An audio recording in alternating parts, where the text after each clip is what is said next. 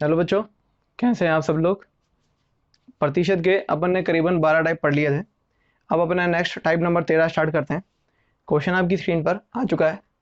Question ये कह रहा है, एक व्यक्ति की मासिक आय जो है वो 2500 रुपये है, यानी महीने 25,000 रुपये है। वो महीने में 25,000 रुपये कमाता है। अब अब इस क्वेश्चन को ध्यान से पढ़ेंगे।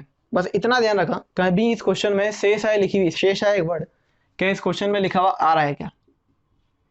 कहीं भी आपको ये वर्ड दिख रहा है क्या, शेष आय लिखा हुआ इस क्वेश्चन के अंदर?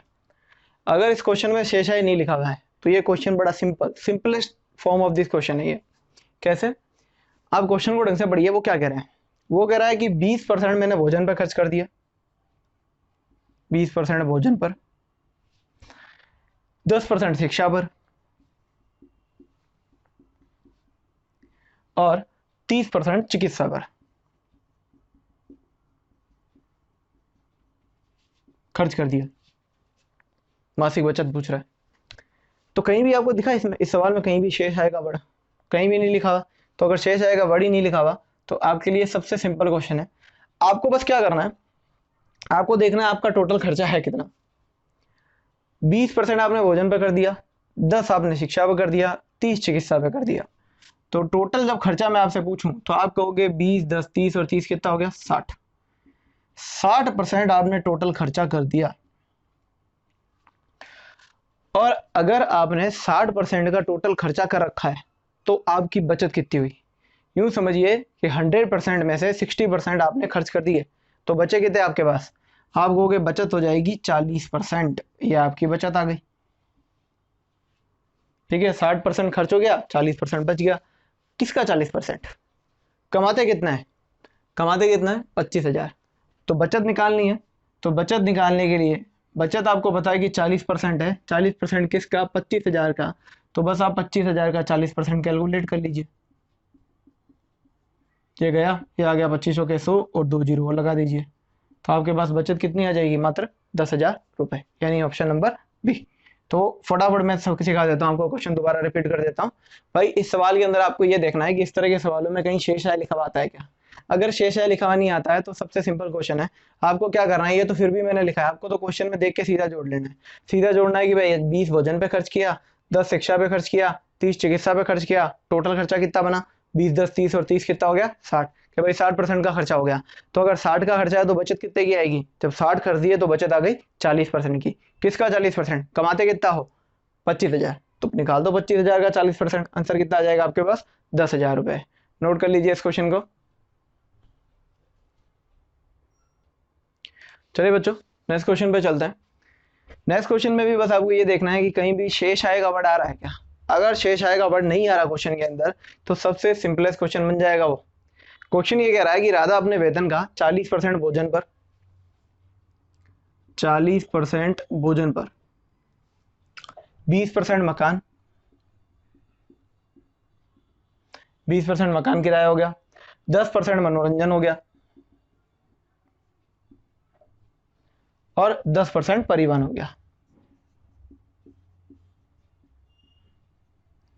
इन पर खर्च करती है।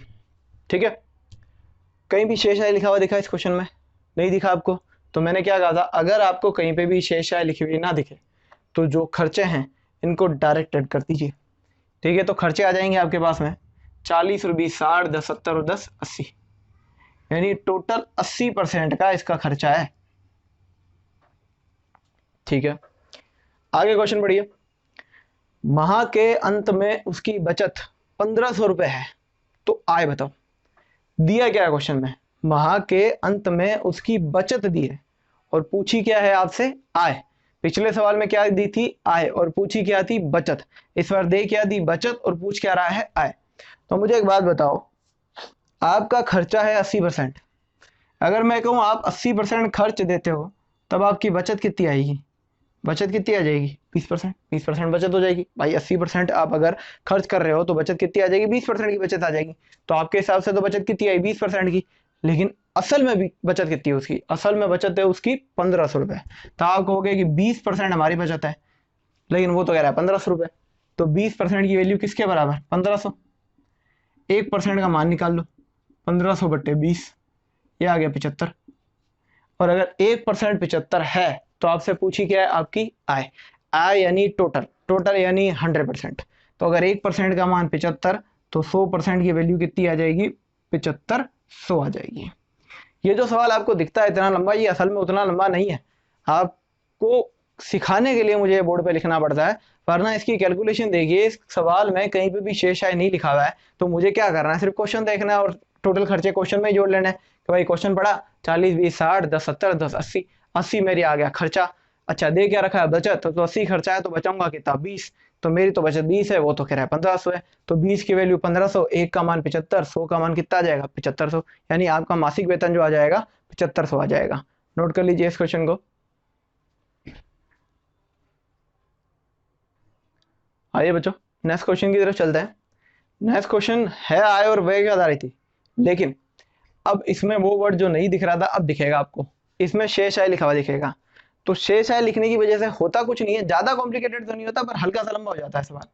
ठीक है, कैसे देखो, क्वेश्चन कह रहा है कि रोबोट की मासिक आय कितने रुपए दे रखी है, उसने 35,000 रुपए दे रखी है। आय का 20% कहाँ खर्च करता है, घरेलू खर्चों पर। ठीक है, तो 20% कहाँ, घरेलू खर्चों पर। ये मैंने लिख लिया घरेलू खर्चों पर। फिर शेष आएगा, शेष आएगा क्या कह रहा है, शेष आएगा 25% शिक्षा पर,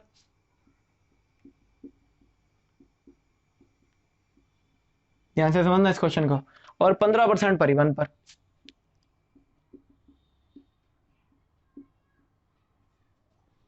फिर शेष आएगा 15% दवाइयों पर और 10% मनोरंजन पर वह करता है। तो मासिक बचत ज्ञात करनी है। आय आपको दे रखी है उसने 35,000 रुपए। अब देखो, पहले तो मैंने इस क्वेश्चन को लिखा कैसे है, लिखने का तरीका देखो।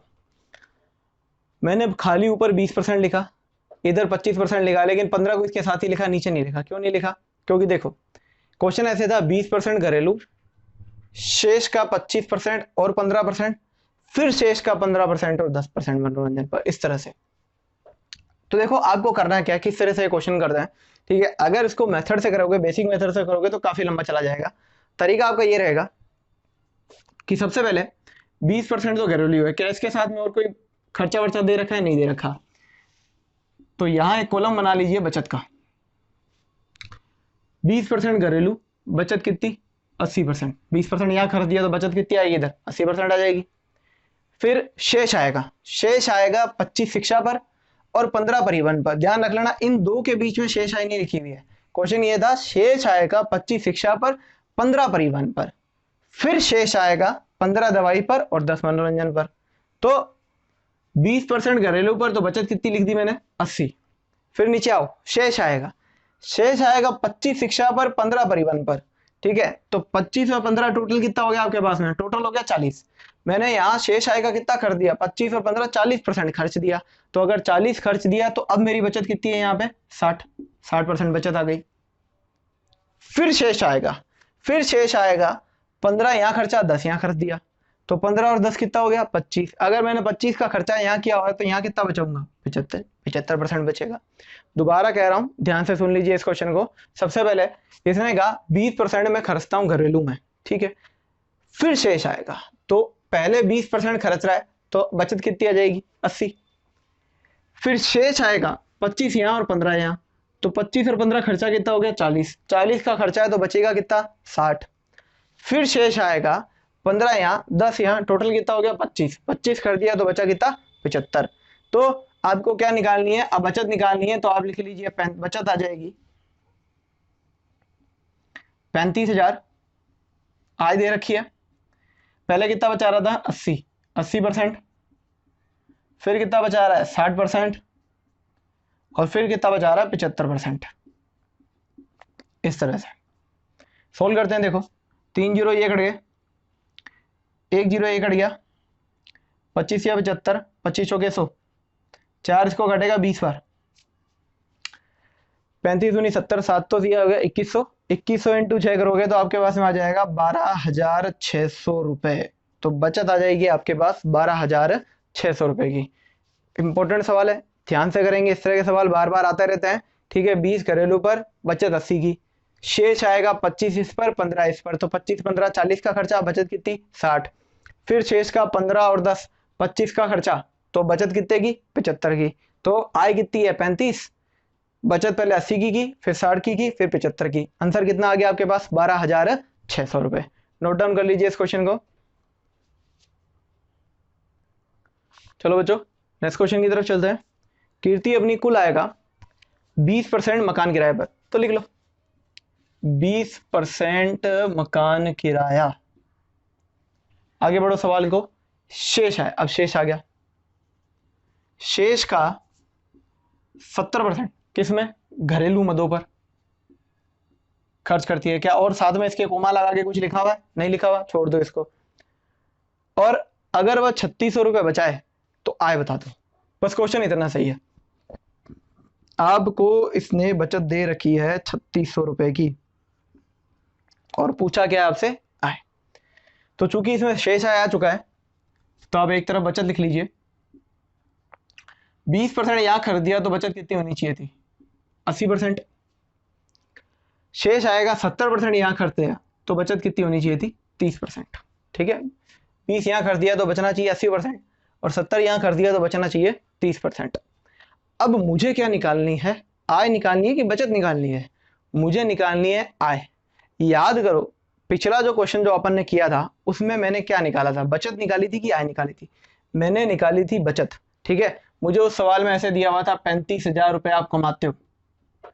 ठीक है, तो मैंने बचत निकालने के लिए क्या किया था, बचत निकालने के लिए मैंने लिखी थी 35,000, फिर मैंने खर्चा लिख दिया था कि भाई जैसे 80% तो 80, फिर आया था मेरा 60% 60 और फिर आया था 75% इंटू 75। इस तरह से किया था और बचत निकाल ली थी। पिछले क्वेश्चन में जस्ट ये किया था, लेकिन ये पिछला नहीं है। इसमें इसने बचत तो दे ही दी और पूछ क्या रहा है, आय पूछ रहा है। इसमें बचत पूछ रहा था, इसमें आय पूछ रहा है। तो करना वही काम है, लेकिन जो गुणाएं आपने ऐसे करवाई है ना इनको उल्टा करवा देंगे अपने बस। ठीक है, अगर आपको आय निकालनी है तो आप बचत दिए लिख लीजिए कितनी दे रखी है 3600 इंटू 80% की बचत है। तो पिछली बार तो गुणा 80/100 से कराई थी, इस बार गुणा करा देना 100/80 से, क्योंकि सवाल उल्टा है। क्योंकि अब अपन को आय याद करनी है तो सवाल जो होगा वो उल्टा चलने लग जाएगा। तो 100/80 और इंटू 100/30, 30 था 100/30 आ जाएगा आपके पास में। सोल्व कर लेते हैं, 40 से काट देते हैं, तो 2 जीरो तो इससे कैंसिल आउट कर देते हैं, पहले इससे कट गया। ठीक है, इसके बाद में 3 काटेगा इसको 1200 बार, 8 काटेगा उसको 15 8 120 150 बार।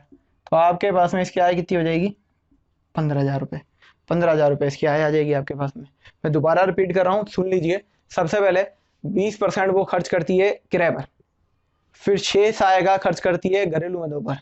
तो मैं बचत का एक कॉलम बना लेता हूँ कि भाई 20 इसने यहाँ खर्च कर दिया, बचा कितना 80, 70 इसने यहाँ खर्च कर दिया, बचा कितना 30। अब अगर मुझे आय दी हुई होती और बचत पूछता तो मैं ऐसे लिख देता भाई 35,000 आय थी, जैसे पिछले सवाल का एग्जांपल ले रहा हूँ, 35,000 आय थी, 80% बचाया, फिर 60 बचाया, फिर 75 बचाया और सोल्व करते बचत आ जाता। लेकिन इस सवाल में तो बचत ही दे दी और पूछ क्या रहा है, आय पूछ रहा है, यानी इसने क्वेश्चन पलट दिया। तो क्वेश्चन पलट दिया तो आप अपनी गुणाएं पलट दो। ठीक है, आप बचत लिख लो 3600, 80% को लिखते हैं 80/100, यहाँ लिख दो 100/80, 30% को यहाँ लिखते हैं 30/100, यहाँ लिख दो 100/30। सोल्व कर लो, आंसर आ जाएगा आपके पास में 15,000 का।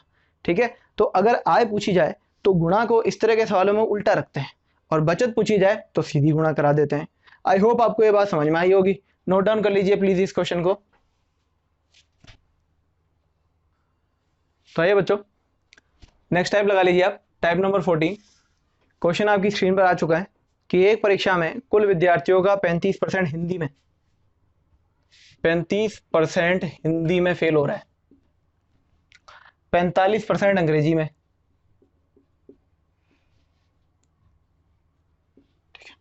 और 20% दोनों में फेल हो रहा है।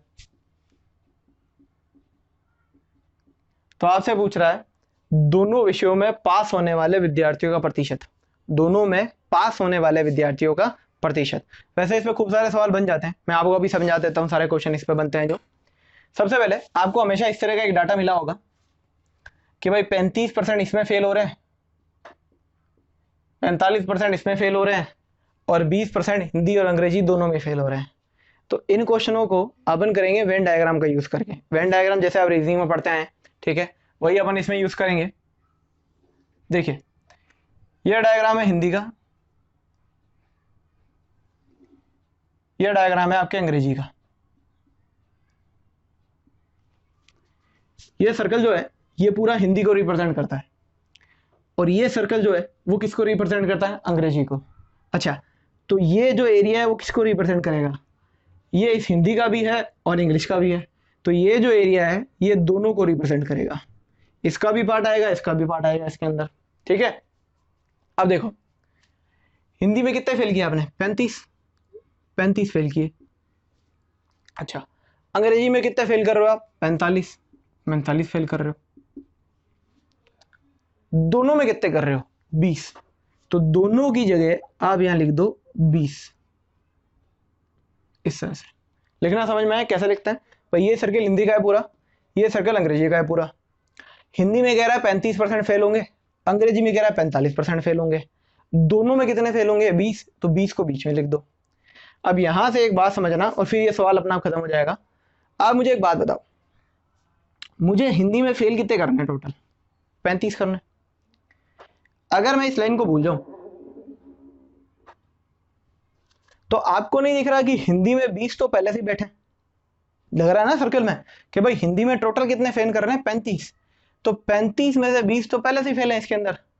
तो अगर मुझे 35 करना है तो 20 में और कितना जोड़ना पड़ेगा, 15, क्योंकि 20 ये 15 ये टोटल कितना हो जाएगा, 35 हो जाएगा। समझ में आ रही है बात कि भाई 20 तो यहां से पहले से ही बैठा था अंदर, 20 इसके अंदर पहले से ही बैठा था, ठीक है। 35 करनी थी टोटल, तो 20 में क्या जोड़ू कि 35 हो जाए। आप कहोगे सर 15 जोड़ दो, तो मैंने जोड़ दिया 15। सिमिलरली इधर देखो, अगर मैं इसको भूल जाऊं, अंग्रेजी में कितने फेल करने हैं मुझे, 45। ऑलरेडी कितने हैं, 20 तो ऑलरेडी अंग्रेजी में फेल हुए पड़े हैं, 20 तो पहले से ही पड़े, 45 करना है। तो अगर 20 में ऐसा क्या जोड़ूं कि 45 हो जाए, था कहोगे सर कितना जोड़ दो, 25 और जोड़ दो, ताकि 20 और 25 टोटल कितने हो जाए, 45 आंसर आ जाए। डायग्राम बनाना सीख गए आप, ठीक है। आई होप आपको इतनी बात समझ में आई होगी। अगर डायग्राम बन जाता है तो ज्यादा कॉम्प्लिकेटेड क्वेश्चन नहीं रहता फिर ये कि भाई 35 हिंदी में करने थे, 20 तो पहले से ही पढ़े, 20 में क्या जोड़ू कि 35 आ जाए, तो 20 + 15 35। 20 पहले से पढ़े हैं, टोटल 45 करने हैं, अभी 20 में क्या जोड़ू कि 45 बन जाए, तो 20 में जोड़ दीजिए 25, ताकि 45 हो गया। अब इधर देखिए पहला क्वेश्चन, मैं अपनी मर्जी से पहला क्वेश्चन ले रहा हूं, इस सवाल को मैं भी करवा दूंगा। पहला क्वेश्चन अगर मैं आपसे पूछूं, केवल हिंदी में कितने % फेल हुए, तो आप कहोगे केवल हिंदी में, अच्छा सर 35% तो हिंदी में टोटल फेल हो रहे हैं, 20% तो हिंदी और अंग्रेजी दोनों में हुए हैं, तो केवल हिंदी में कितने हैं। आप कहोगे सर केवल हिंदी में कितने हो रहे हैं, 15%। तो एग्जाम में क्वेश्चन ऐसे भी आ सकता है, वो आपसे ये पूछ सकता है केवल हिंदी में कितने फेल हुए, तब आप इस क्वेश्चन को देख के बता सकते हो भाई 15% केवल हिंदी में फेल हुए। अच्छा, अगर मैं आपसे पूछूं केवल अंग्रेजी में कितने % फेल हुए, तो आप कहोगे 45 तो टोटल फेल हो रहा है, लेकिन खाली अंग्रेजी में 20 तो है, वो हिंदी और अंग्रेजी दोनों के हैं, तो खाली अंग्रेजी में कितने फेल हुए, आप कहोगे सर 25% इसमें फेल हो रहे हैं, ठीक है। ये 2 क्वेश्चन आ सकते हैं, इस क्वेश्चन में नहीं है लेकिन 2 मैंने अलग से लिखा है, नोट कर लेना कॉपी में इनको, कि इस पे 2 क्वेश्चन भी बन सकते हैं कि केवल हिंदी में कितने फेल हुए 15% और केवल अंग्रेजी में कितने हुए 25। आपको क्या निकालना है इस क्वेश्चन में, दोनों में पास कितने हुए। मुझे एक बात बताओ, जरा कुल फेल निकाल के बताओ, कुल फेल कितने हो रहे हैं, 15 यहां हो गए, 20 दोनों में हो गए, 25 यहां हो गए, तो ये कितना हो गया 45 से 15 कितना हो गया 60। तो आप कहोगे कुल कितने % फेल हो रहे हैं, 60%। अब मुझे बताओ अगर 60% फेल हो रहे हैं तो कुल पास कितने होंगे, 100% में से 60% लेस कर दो, आपका आंसर कितना आ जाएगा, 40%। 40% वो जो है आपके पास में क्या हो जाएंगे, पास हो जाएंगे। इस क्वेश्चन में मैंने सिर्फ ये सवाल नहीं कराया आपको, इस क्वेश्चन में मैंने आपको 3 सवाल करवा चुके हैं। इन तीनों में से कुछ भी पूछा जा सकता है पेपर में ठीक है, मैं दोबारा फटाफट से रिवाइज करा रहा हूँ, आप सुन लीजिए। सबसे पहले मुझे डायग्राम बनाने हैं 2, ठीक है। 35 हिंदी में, 45 अंग्रेजी में, 20 दोनों में। 20 ऑलरेडी है, 35 करना है, क्या जोड़ू? 15। 45 ऑलरेडी, 45 करना है, 20 पढ़े से पढ़ा है, क्या जोड़ू? 25। अगर मैं आपसे ये पूछूं केवल कितने हिंदी में फेल हुए, तो केवल हिंदी में 15। कितने केवल अंग्रेजी में हुए? केवल अंग्रेजी में 25, ठीक है। और कुल कितने पास हुए? तो पहले ये तो पता करो कुल फेल कितने हो रहे हैं। भाई 15 यहाँ फेल हो रहे हैं, 20 यहाँ फेल हो रहे हैं, 25 यहाँ फेल हो रहे हैं, टोटल कितने फेल हो गए? 60%। अगर 60% फेल हो जाएंगे तो कितने पास होंगे? 100 में से 60 घटा दो, आंसर कितना आ जाएगा? 40%। कई किताबों में इसको करने का एक फॉर्मूला भी दिया है, लेकिन फॉर्मूला यूज करने से बेहतर यह है कि आप इसको इस तरीके से करें, क्योंकि फॉर्मूला सिर्फ आपको ये आंसर दे पाएगा, ये दोनों आंसर फॉर्मूले से निकालना आपके लिए दिक्कत हो गई। तो इसलिए अगर इस तरह से क्वेश्चन चेंज होता है तो आप वेन डायग्राम को याद रखें, ठीक है। लिख लीजिए इस क्वेश्चन को, नोट डाउन कर लीजिए प्लीज इसको। चलिए बच्चों नेक्स्ट क्वेश्चन पे चलते हैं। ये कह रहा है कि 40% लोग समाचार पत्र एक्स पढ़ते हैं, एक्स पढ़ते हैं 40% लोग, और वाई कितने परसेंट पढ़ते हैं? वाई पढ़ते हैं 50% लोग।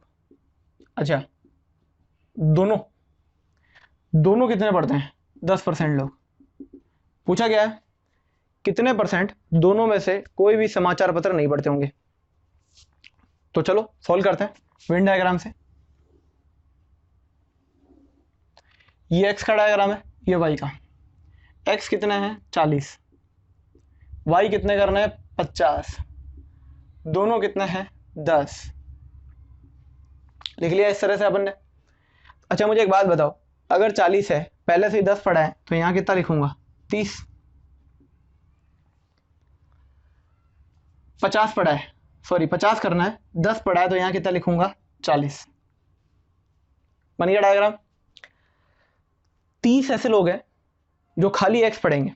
मतलब अगर आपसे क्वेश्चन में पूछा जाए कितने परसेंट केवल समाचार पत्र एक्स ही पढ़ेंगे, वाई नहीं पढ़ेंगे, केवल एक्स पढ़ेंगे, तो आप आंसर दे दोगे 30%। अगर आपसे ये पूछ लेता कितने परसेंट केवल वाई पढ़ेंगे, तो आप आंसर दे दोगे 40%। अच्छा, टोटल जो है एक्स भी हैं, ऐसे कितने लोग हैं जो एक्स भी पढ़ रहे हैं, वाई भी पढ़ रहे हैं, और एक्स और वाई दोनों पढ़ रहे हैं? तो निकाल लेते हैं कुल ऐसे कितने हैं जो दोनों पढ़ रहे हैं। भाई 30% तो ऐसे हैं जो एक्स भी पढ़ते हैं, 10% है जो एक्स भी पढ़ते हैं और वाई भी पढ़ते हैं, मतलब कुछ ना कुछ तो पढ़ते ही हैं, और वाई जो है 40 है। तो टोटल कितना हो गया आपके पास? 80। मतलब 80% लोग वो हैं जो कोई ना कोई समाचार पत्र तो पढ़ते ही हैं, ठीक है। 30% ऐसे हैं जो एक्स पढ़ते हैं, 10% तो दोनों ही पढ़ते हैं, और 40% वाई पढ़ते हैं। यानी 80% लोग कोई ना कोई समाचार पत्र तो पढ़ते हैं। तो मेरे को बताना है कितने लोग कोई भी समाचार पत्र नहीं पढ़ते हैं। तो आप कहोगे भाई 80% पढ़ते हैं, तो कितने नहीं पढ़ते? तो आप कहोगे नहीं पढ़ते,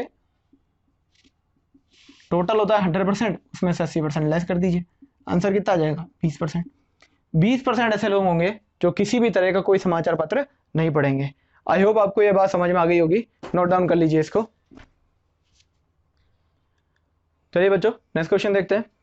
किसी विद्यालय में परीक्षार्थियों का 85%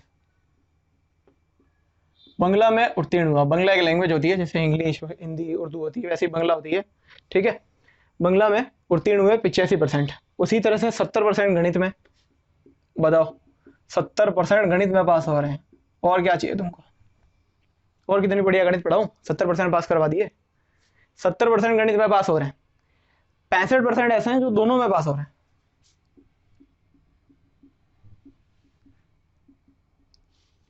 ठीक है। तो कुल परीक्षार्थियों की संख्या है 60।